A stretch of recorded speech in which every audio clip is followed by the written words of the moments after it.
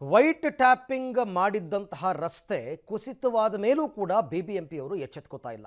ಏನೋ ಒಂದಷ್ಟು ತೇಪೆ ಹಚ್ಚುವ ಕೆಲಸವನ್ನು ಮಾಡಿದ್ರು.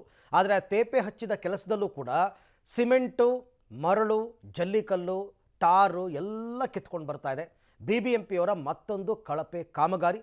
ಪಬ್ಲಿಕ್ ಟಿವಿಯಲ್ಲಿ ನೈಜ ಚಿತ್ರಣ ನೋಡಿ. ರಸ್ತೆ ಗುಂಡಿ ಮುಚ್ಚುವಲ್ಲಿ ಬೃಹತ್ ಎಡವಟ್ಟು.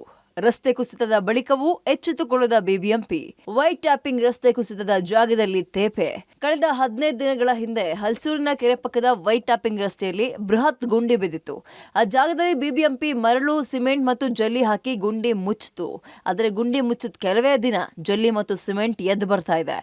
ಕೋಟಿ ವೆಚ್ಚದ ರಸ್ತೆ ಕಾಮಗಾರಿ ಹೇಗಿದೆ ಪರಿಸ್ಥಿತಿ ಅಂತ ತೋರಿಸ್ತೀನಿ. ಇದು ಹಲ್ಸೂರು ರಸ್ತೆಯ ವೈಟ್ ಟ್ಯಾಪಿಂಗ್ ರಸ್ತೆ. ಈ ವೈಟ್ ಟ್ಯಾಪಿಂಗ್ ರಸ್ತೆ ಕಂಪ್ಲೀಟ್ ಆಗಿ ಕುಸಿದು ಬಿದ್ದಿತ್ತು.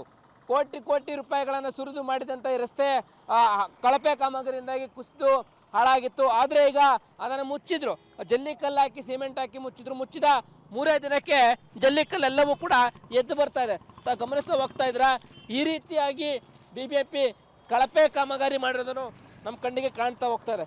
ಎಲ್ಲವೂ ಕೂಡ ಎದ್ದು ಬರ್ತಾ ಇದೆ. ಈ ತರ ಒಂದು ರೀತಿ ನಿರ್ಲಕ್ಷ್ಯತನದಲ್ಲಿ ಕಳಪೆ ಕಾಮಗಾರಿ ಮಾಡ್ತಾ ಇರೋದು ನಮ್ಮ ಕಣ್ಣಿಗೆ ಕಂಡು ಬರ್ತಾ ಇದೆ. ಇಷ್ಟು ಕಳಪೆ ಕಾಮಗಾರಿ ಯಾಕೆ? ಬಿಲ್ ಮಾತ್ರ ಕೋಟಿ ರೂಪಾಯಿಗಳಿರುತ್ತೆ, ಕೆಲಸ ಮಾತ್ರ ₹1 ಅಷ್ಟು ಮಾತ್ರ ಮಾಡಿರ್ತಾರೆ. ಇಷ್ಟೇ ಅಲ್ಲ, ಇನ್ನಿಲ್ಲಿ ಬಿರುಕು ಬಿಟ್ಟಿರೋದನ್ನ ತಾವು ಗಮನಿಸ್ತಾ ಹೋಗ್ತಾ ಇದ್ದಾರ. ಅಲ್ಲಿ ಗುಂಡಿ ಬಿದ್ದಂಥ ಜಾಗದಲ್ಲಿ ಕಂಪ್ಲೀಟ್ ಆಗಿ ಬಿರುಕು ಬಿಟ್ಟಿದೆ. ಈ ರೀತಿ ಬಿರುಕು ಬಿಟ್ಟು ಕಳಪೆ ಕಾಮಗಾರಿ ಅನ್ನೋದು ಬಯಲಾಗ್ತಾ ಇದೆ. ಇನ್ನಷ್ಟು ಕುಸಿಯುವ ಆತಂಕ ಕೂಡ ಎದುರಾಗಿರುವಂಥದ್ದು.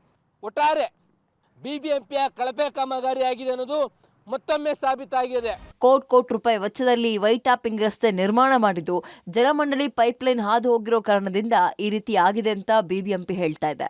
ಆದರೆ ಜಲಮಂಡಳಿ ನಮ್ಮ ತಪ್ಪೇನಿಲ್ಲ ಅಂತ ಇದೆ.